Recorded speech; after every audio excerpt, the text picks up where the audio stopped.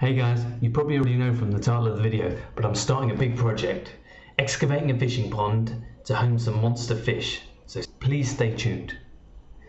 Straight in, my plan is to excavate a big hole 5 meters deep, using the soil that's coming out to raise the rest of the land about 1 meter, which means the pond will then be 6 meters at the deepest point. So here is a map of the land. The total area is about 6,400 square meters. This is a rough sketch I made of the land with the pond. The lines represent 1 meter depth. The yellow is the topsoil. The dark brown is the original dirt. And each line you see inside the pond is going to be 1 meter depth. There's different depths to the pond, so there should be 3, 4 and 6 meters in total. You'll also note 2 other smaller ponds at the front of the land. These are going to be grow ponds, one for predators and one for the rest of the fish.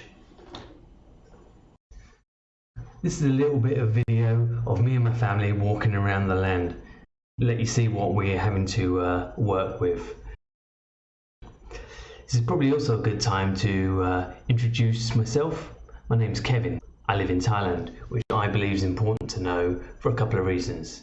Firstly, when we dig down, most of the soil around here is going to be straight into clay, so it's unlikely I'll have to do anything extra to get my pond to hold water.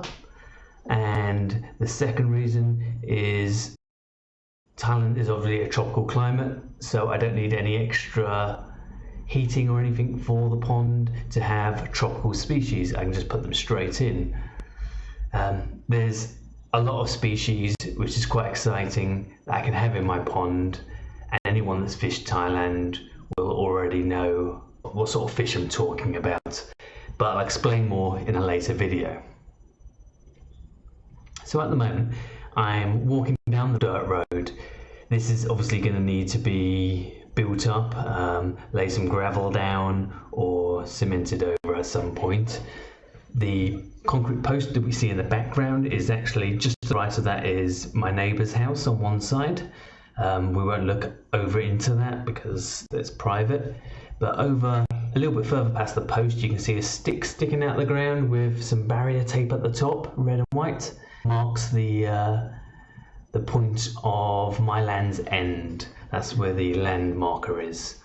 If we look through these trees you can see it's quite dense in there, and the soil goes down. It was actually excavated a few years ago and it's kind of a pond at the moment, but my one's going to be much bigger and much deeper, so we're actually going to need to fill part of that pond in because that's on my land, so it's going to require a lot of soil. You probably just saw a little boy running down the road. That's my son Hunter. He's carrying an umbrella. In Thailand, a lot of Thai people carry umbrellas to shade from the sun rather than, as you can see, it's not raining here, it's very hot. So this is actually on the other side of my land. We're looking back towards the road where we first started. To the right there's a house over there, that's the neighbour on the other side of my land. And this land was previously a farm and it grew corn. Every now and again you can see some corn growing out of the wild grass. We bought this a few months back and haven't done anything with it, so the land is become overgrown in that time, but that'll all change as soon as the excavation starts. That's me walking along there with my younger son Archer. My wife was carrying him, but she gets tired, so she took over the camera recording and I took over carrying him down back to the road. And that's my pickup truck you can see in the background.